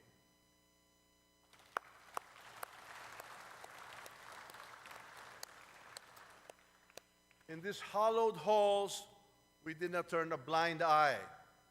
We did not look the other way. Instead, we faced the truth, no matter how difficult, because leadership is not about privilege, it is about responsibility. Ang responsibilidad ay hindi iniiwasan. Ito ay ginagampanan. To those who believe they can manipulate power without consequence, let this House be a reminder. Kasaysayan ang huhusga sa atin. At ang kasaysayan ay walang puwang sa mga duwag.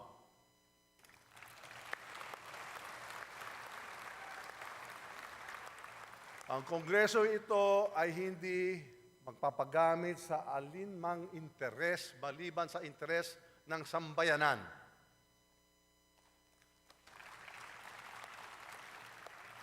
Ang tama, ipaglalaban. Ang mali, itatama.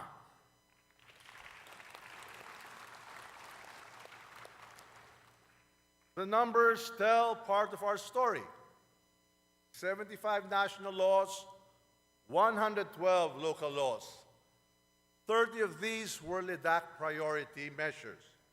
8 directly aligned with the vision set by President Ferdinand R. Marcos Jr.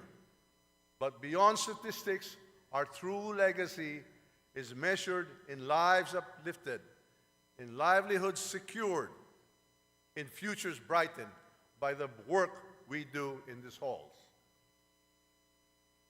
Consider the landmark legislative wage hike, the first in 3 decades, a long overdue intervention. It will ease the burden of millions of workers putting food on their tables and hope in their hearts. This is what meaningful governance looks like. This is the impact we sought when we took our oath.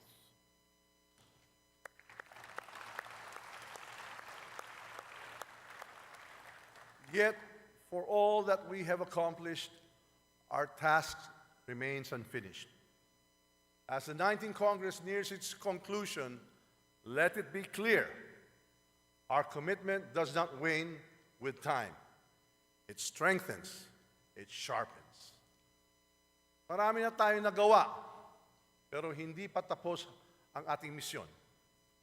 Umaasa pa rin ang ating mga kababayan sa pangakong dala ng bagong Pilipinas.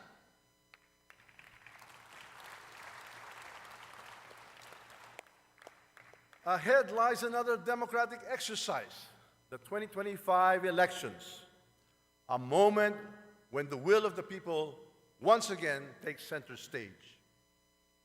To those who will offer themselves in service, I say this: campaign not in the pursuit of power, but in the pursuit of purpose. Engage not in division, but in discourse. Seek not victory for yourselves, but the vindication for the ideals we have fought for together. The people's voice is sovereign. Their trust is sacred. Their mandate is our marching order. My colleagues, let us not merely close a chapter. We must ensure that the story we begun continues. The legacy of the 19th Congress must not be one of fleeting triumphs, but of enduring transformation. Siguruhin natin na ang laban para sa mababang presyo ng bigas ay magpapatuloy. Tiyakin na may serbisyong medikal ang lahat ng pasyente. May sapat na sahod para bumuhay ng pamilya. We have redefined what it means to lead. We have proven what governance, when anchored in integrity and inclusivity, can be a force of national renewal. We have shown that in unity there is strength, in perseverance there is progress, and in service there is redemption. So let us persist, let us push forward, let us not forget that the Philippines is not merely a nation we govern. It is a nation we must uplift, protect, and propel into a future worthy of its people's boundless potential. With that, I extend my deepest gratitude to each and every one of you. Madamo nga salamat, ayong tanan, mabuhay ang Republika ng Pilipinas. Mabuhay ang sambayanang Pilipino!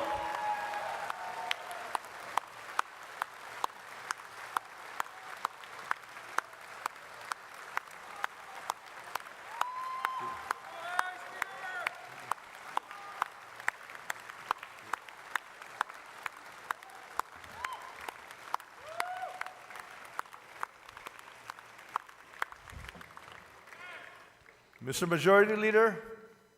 Mr. Speaker, we have done our obligation, we have done our duty to the Constitution, to the Republic of the Philippines. Mr. Speaker, I move to adjourn session until Monday, June 2, 2025 at 3 o'clock in the afternoon. There is a motion. The chair hears no objection. Motion is approved.